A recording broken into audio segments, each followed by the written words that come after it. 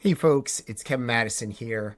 I wanted to reshare an interview that I think is incredibly inspiring, especially for folks that are just starting out in the program. Tanoia Thompson is a GFP Global Field Program graduate and a true changemaker who helped us build our Earth Expeditions course in the Bahamas. What I love most about this conversation is hearing how she managed to do it all, balancing the rigors of this program while also raising a child, working in a demanding zoo setting, and then eventually launching her own consulting firm. If you are trying to find your own balance in this field or just need a spark of inspiration to keep going, Tanoia's story is exactly what you will enjoy hearing. With that, let's get into it. So, Tanoia, welcome to the Dragonfly Conversations podcast. Thanks so much for having me. I'm excited. Yeah, here we are. So, I thought we would just start off and hear a little bit about your Dragonfly journey. What drew you to the program and what kinds of field courses or projects were you involved in? I applied for the Dragonfly program in 2015, and I think I was just at a point in my life where I wanted to grow a little bit and learn a lot. I felt like I was growing in my career, but I am an avid learner, and I was just kind of feeling sort of this itch to explore and grow deeper in my skills and just, become more rounded, I guess you could say, within the field. And I was looking for graduate programs and happened to have a conversation with a colleague that had mentioned that they had just gotten into the GFP program with Project Dragonfly.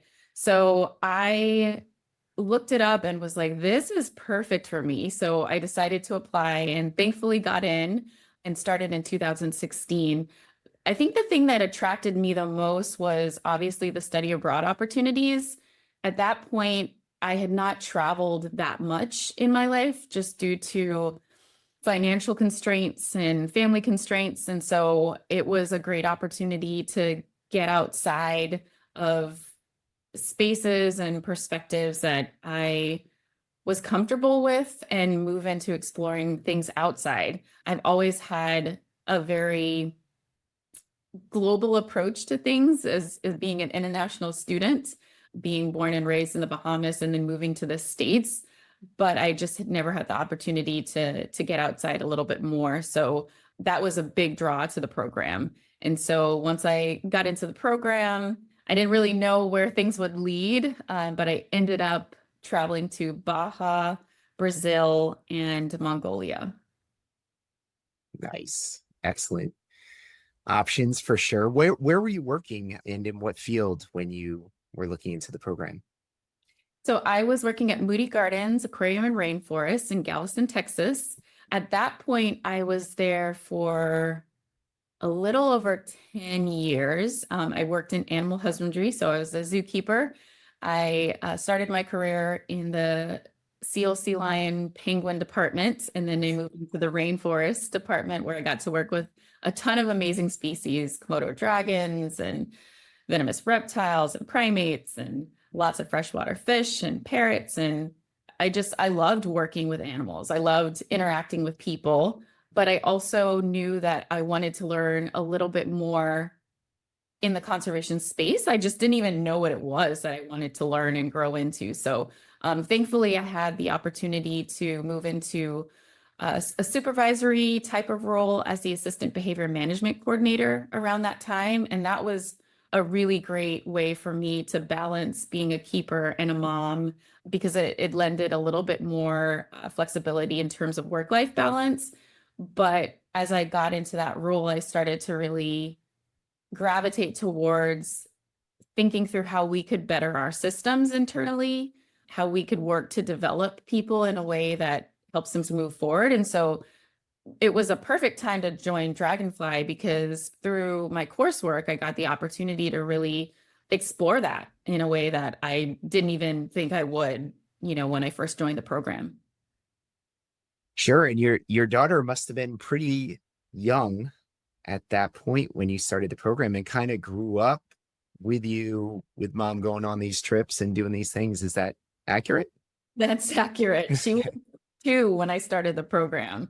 And looking back on it now, I didn't really have much of a hesitation. I thankfully have a super supportive and loving husband that was 100% behind me going back to school. But I think I was not truly prepared for that first trip to Baja, but thankfully I had some really amazing instructors and colleagues that were on that trip because it was my first time really away from her. And 10 days seems short, but it's definitely long when it's your first time away from your first child. So that was an amazing experience, but it was also a growing experience for my whole family in a unique way. So yeah, she grew up with mom being in school. Yeah, that's interesting. My first Earth expeditions ever was at that time, my son was 5 years old and my daughter was 2 years old. And it was very difficult for me to leave and go to instruct this course. I went to Baja and Belize in that summer. And I remember in Baja, I was talking to Megan McDonald about it. I wonder if she told you the same, gave you the same advice, but I was talking about how hard it was and I was thinking about them. And she said, Kevin, I think you should go journal on that. So, which was exactly what I needed. I didn't need someone else's advice, I needed to work it out myself and write how I was feeling. And so I sat somewhere there at the ranch in the desert and wrote about it. And then I was able to sort of take a deep breath and be more fully present on the course. Yes, I had a similar experience, but it was Leanna who she was my CLL at the time, and we just sat somewhere and I didn't even realize that I was going to get emotional about it, but I did get emotional. And she was like, if you feel like you really need to, put it in your journal, talk about it with your friends. Like it's okay to bring that part of you with you to Baja because it's a huge part of you. And I remember kind of doing the same thing, taking a deep breath and being like, okay, there's no news from home. Like everything's fine. Like she's doing great. Like my husband's doing great. Like everybody's fine. And I'm in this space. I just need to trust and have faith that it's all okay. And I miss her, but I'm going to be present in this experience. Because for me, I mean, there was a lot of firsts for me on that trip. And I wanted to really remember them. I couldn't do that in the space that I was sort of going into. It's like that day 4 mark where you're like halfway in it and it's been a little bit longer than you've ever been away and there's no contact at all. You really start to feel it around then. So I was grateful for the support there. Yeah, so I'll be curious to hear about some of the firsts that you had. And I agree, there is that day 4 mark that can be a struggle for people. You're leaving so much and you get so excited, and then you have that realization that you still have several days, and whatever you might be struggling with is going to maybe stay with you to some degree. So that is a pivotal time in each of our field courses, I think. But yeah, what were some of your firsts on that trip that you were so excited about? Yeah, well, it was my first time to Mexico, my first time to another country other than the Bahamas and Canada, and then the US. So Mhm. that was a little bit different. I'd never driven across a border before either. And so for me, those were like the first that I think I was anticipating, but the big first, I will say, was being in a space and place with a lot of people that I did not know. That was very different, getting to be in a desert ecosystem I'd never experienced before. I'd really only grown up in the Caribbean, which is not a bad place to grow up in terms of ocean space, but Baja has this other unique side of marine ecosystems that I'd never experienced. And I was not prepared for the instant connection that I would have with some of my classmates. Um, and that was a first for me because it at that point in time, it would take me kind of a little bit of time to connect with others in a way that felt authentic, just because there were a lot of differences moving back and forth from the Bahamas to the US. And I think I had sort of built this resilience and sort of settled in this guarded approach, like always, of course, being kind and loving to connect with people, but just feeling like I needed a little bit more time and space to do that. But that was a first for me in that setting. So that was really a fun surprise. Yeah, that and it's funny, like now having been on so many Earth expeditions, both of us, right? It's sort of like without fail. Really, almost always it happens. It's like love at first sight of the group, or that there's maybe not love, it's sort of more just like a kinship feeling. And I think it is both shared love of nature, the idealism, the optimism. And some people are more introverted, some people are more extroverted. You have people of different ages, but everyone is unified based on that. So I have been surprised as well how quickly people start to connect and see that enthusiasm. That's so cool to hear.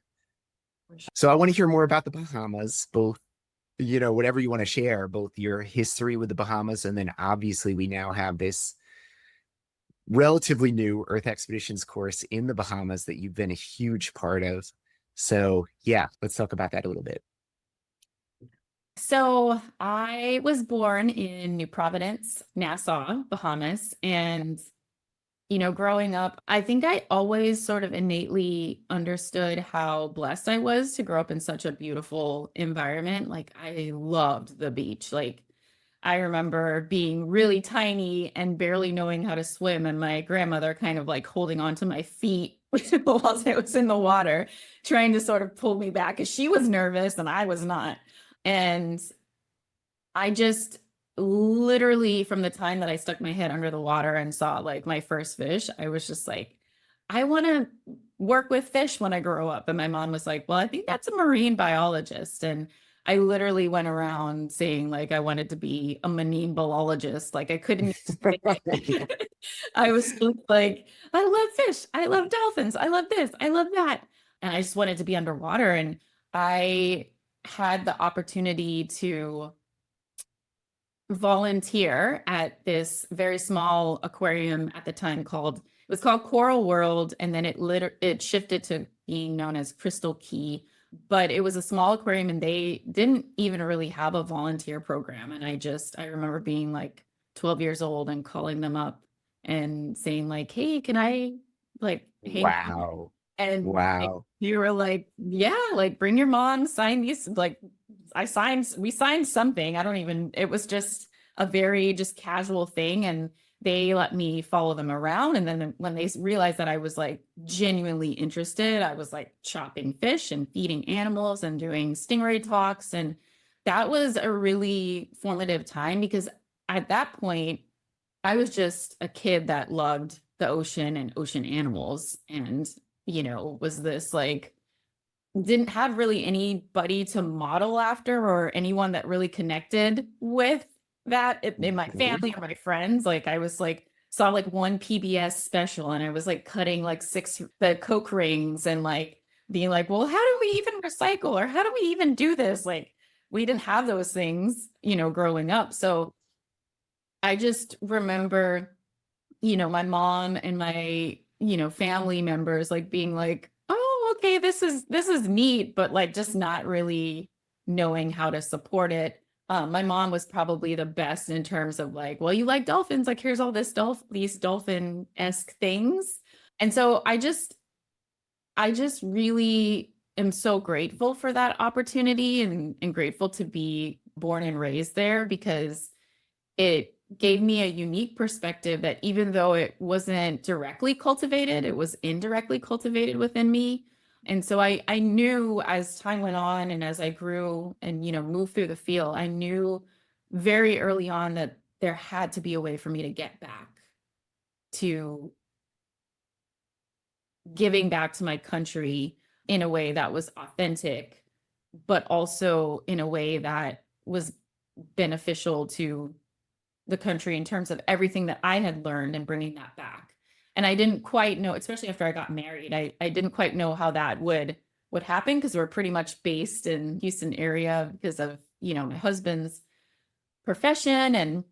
And so, yeah, I remember having a very just kind of casual conversation at graduation where someone was like, you need to get to know Dr. soon to be Dr. Ancilleno Davis. Like he's graduating and he's across the table over there with his family. Mm. And there I was like, oh yeah. And they're like, he's from the Bahamas. And I was like, oh my gosh. So I just remember having like a very, I think there needs to be an Earth Expeditions course in the Bahamas. And at the same time, just hearing like the history of some of Miami courses in the Bahamas and just kind of having this sort of back and forth with a few people at the table and then getting to meet Dr. Lino. So after I met him, we exchanged WhatsApp um, Mhm. like contacts and just kind of kept in contact back and forth. Like, how are things going? How's the family? When's the next time you're in the Bahamas? Just casual or like, oh, look at this funding opportunity. You think we could do something with this? And then the right funding opportunity came around through Conservation Nation. We got a $10,000 grant to fund the start of Bahamians, Birds, and Botany, which is a citizen science and leadership program in the Bahamas for 11th and 12th graders. And so it's a way to bring opportunity, experience, and exposure to Bahamian teens in a way that helps them to be more aware of the environment around them, the beauty around them in a different way, and also a way that Dr. Lino and I could bring the things that we learned to the next generation and connect them to others. And so that very small conversation at graduation in 2018, 4 years later, spiraled into getting funding for this program. And through that funding, that brought me more opportunities to connect with other conservationists in the Bahamas and to be there a little bit more often. And just that catalyst, those two catalysts of the conversations and that connection onto getting the funding to fund this dream of a program opened up this space to really start having a conversation about developing an Earth Expeditions course. So that's kind of the nuts and the bolts of that story. And I'm really grateful because it's just been an awesome experience to work with great people and, create a course that hopefully students can benefit from. Oh, they definitely are. And so right now we're offering it every other year. So this winter it'll be running again. And so excited for that. And like you said, Lino Davis, instrumental in connecting people in general in the Bahamas. And then obviously when he was earning his PhD at Miami. So, and you two meeting, and then that story of you and your mother supporting you with the dolphins, even if she didn't know, right? Like exactly how to support someone, but to show that she was giving you these gifts and these things, it's like supporting your idea and your inspiration to follow this path. And for you to just, yeah, just these conversations that build these programs, right? We have so many people that come to us wanting to start an Earth expedition somewhere. And a lot of them, for various reasons, just can't happen. It takes so much work. So it's so exciting that you've been able to do that, and also with the Bahamas where you're from, and have this connection to and wanting to give back. I just love that entire story. So thank you for sharing it, because it's funny because I knew this general story, but hearing it from you is different. So yeah, Yeah. thank you for sharing that. Well, Cool. and I I'm want, yeah. grateful really quickly. I'm grateful for the opportunity to even start having the conversation about it. Because you're right. Like I know that it takes a lot. Like it's so Mhm. interesting by the end of, you know, by the end of the year, like I will have been a student in Dragonfly, a CLL, an in-country partner. Like it's just really amazing to see like that getting those perspectives and like putting that all Yeah. together. But it takes a lot to put on an Earth expedition, from the instructional side all the way to the logistics. Right. But it is something that works really well when you have the right team in place, and so I'm really grateful for that opportunity to work with Dr. Jill Korach and Yes. work with Courtney as the Oh, CLO, yes. Leno, and just all these great people that have great ideas that are interested in connecting and constantly working on making things better. I think that's the key. Yeah. It's a dream team for sure. We have a lot of dream teams out there, but this one's like really, really special for all the reasons you laid out. So I wanted to ask you about your PhD journey. And I know before we started recording, you said you're getting a survey out soon and trying to keep that moving. What are you working on? Oh, kind of to take it back one step, I remember journaling in 2016 in Baja and having a conversation with Dr. Kathy and Khalil and saying that Mhm. at some point I thought I would want to get my PhD. But I think I said it very kind of tongue in cheek just because I couldn't envision like how that would happen, like thinking about traditional PhD paths. But after I went through Dragonfly and it was such a rich experience, I started like digging into what's a path if I really do want to pursue this. And I've always been really fascinated by leadership and understanding leadership. I found myself in my career blessed to be in different leadership spaces and places. And I had so many mentors and colleagues sort of telling me, I could see you at one point being an executive director somewhere. And I just remember thinking, like, if this is the path that I'm on, like, I want to do it. And I don't think that you necessarily have to get a PhD in organizational leadership to be able to get on track to do that well. But I'm also a scientist. And, I just felt like I wanted to understand the science, not just the art of leadership, but the science around leadership. So I found a program and I, have been knee deep in coursework around leadership theory, research and practices, approaches and concepts. And so now I'm at the point to where I'm a candidate and I am studying the relationship between perceived organizational culture and turnover intentions in conservation organizations. And the reason why there's a couple of reasons why I dug into this topic, but one of the main reasons is I see organizations as living systems, very similar to our ecosystems that we work so hard to protect and restore and insert all the things that we do in the conservation space. We're educating and working alongside communities to, build safer and healthier communities for people and wildlife and, the next generation and all of this investment. And internally, there's not a lot of research or in the organizational leadership space within conservation orgs. There's a bit of focus around like capacity building individual leaders and like programs to develop leaders in our space, which I think is really great. But as I was digging through the literature, there was not a lot that I could find looking at things like culture or teamwork dynamics. A lot of the studies that you see in the healthcare field or the K through 12 higher education space, people are looking internally at what's going on so that they can have better leadership succession rates and, lower turnover and better organizational commitment and all of these things that, make up an organization. And so as someone who's been in the field, as a volunteer since I was 12 and then starting my professional career at 21, so over 20 years in the field, I've had a lot of friends and colleagues that have left the field and, moved into different spaces for different reasons.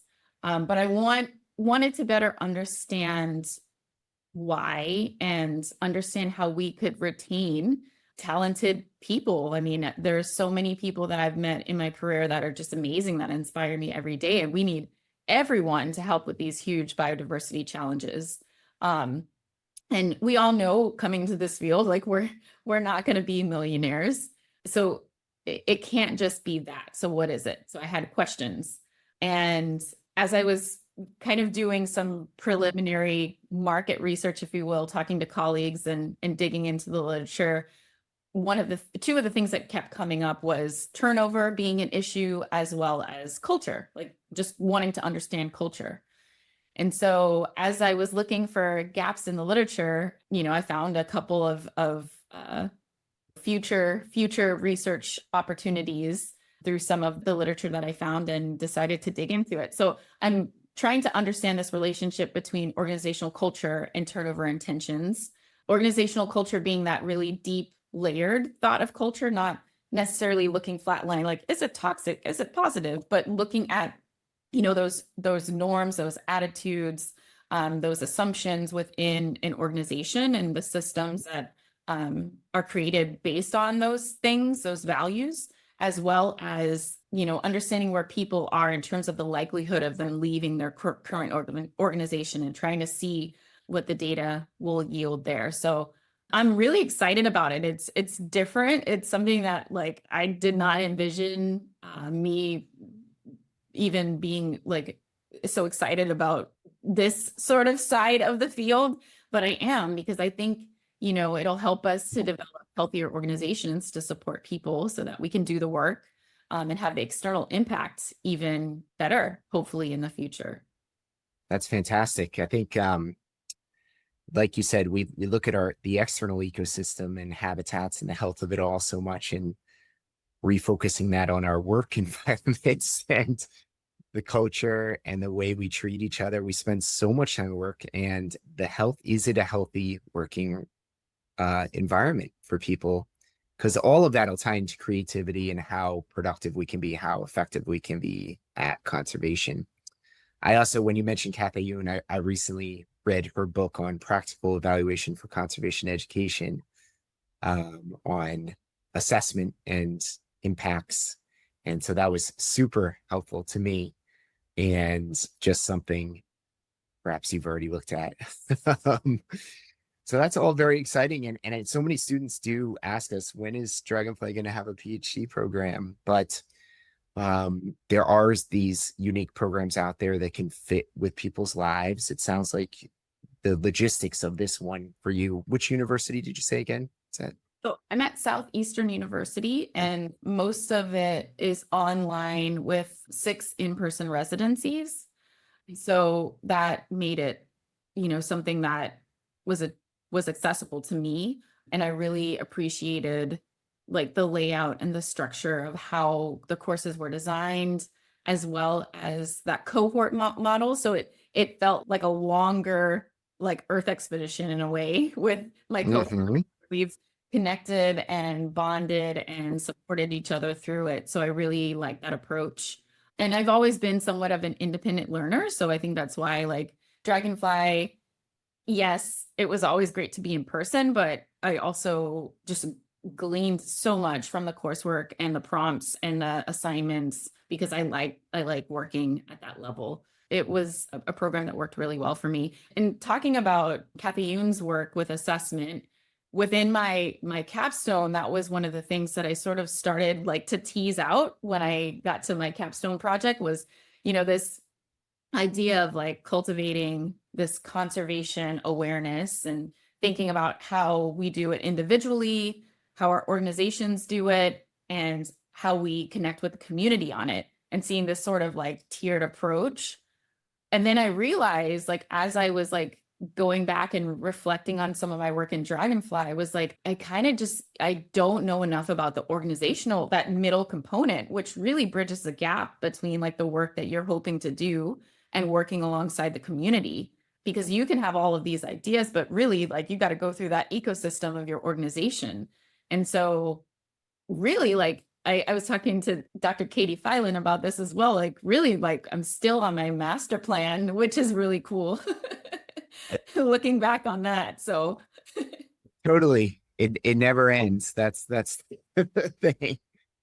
And I love that your approach, like the curiosity that you brought to the program, and that's going to keep serving you so well in your PhD and all these cool things you're doing with the Bahamas. You're also, I believe, are you still on the board with Vermilion Seafield Station in Baja? Yes. So I know you wear a lot of hats, and you're also working with Cincinnati Zoo and Botanical Garden. What is your title there? Or I'm your role? a coexistence fellow with Cincinnati Zoo and Botanical Garden.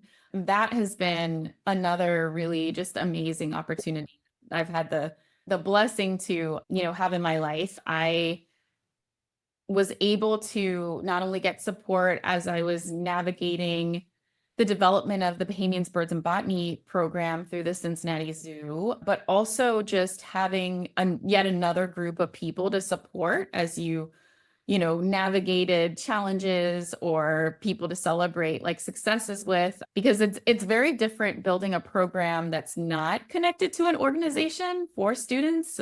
That's a bit of a different approach. And so, getting the support and the feedback to really cultivate that program has been huge. And so I was actually I was the first coexistent fellow.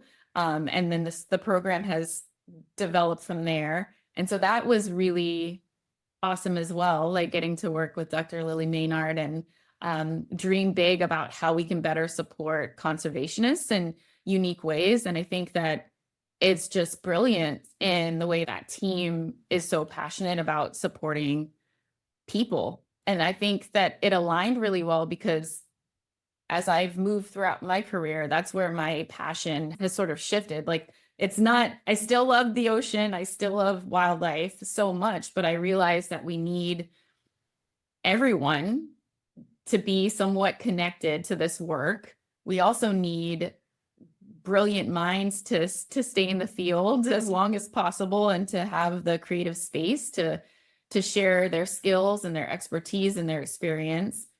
But people also need support along the way. And we need to create spaces where people feel supported as well as they're continuing to learn and grow along the way so that they can improve on how they connect with the community, on how they, launch that survey, on how they lead a team. I think all of these pieces are just as critical.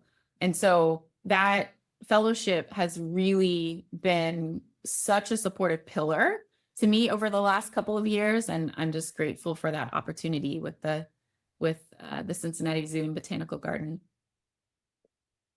It's an amazing story and all these connections you've made. And from that very young age, I love that image of you swimming, trying to swim off into the sea. And it was your grandmother that was holding onto your legs. And Yeah.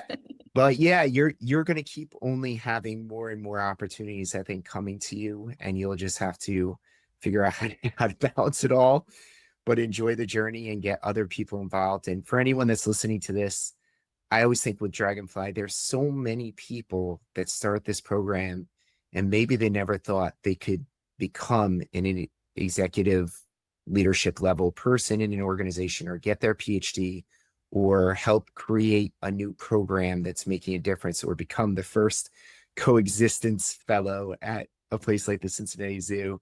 I think you're a great example for others that are earlier in their journey. And I'm just excited to see what you keep doing. So thank you so much, Tanoya, for sharing your background with us. Thank you for your time. And thank you for allowing me the opportunity to have this conversation, as well as thank you for all the work that you and the Dragonfly team do for so many students. It is very much appreciated and it has changed the lives for so many people. So I appreciate all the work that you all are doing as well. It's a pleasure. It's great work to be a part of for sure.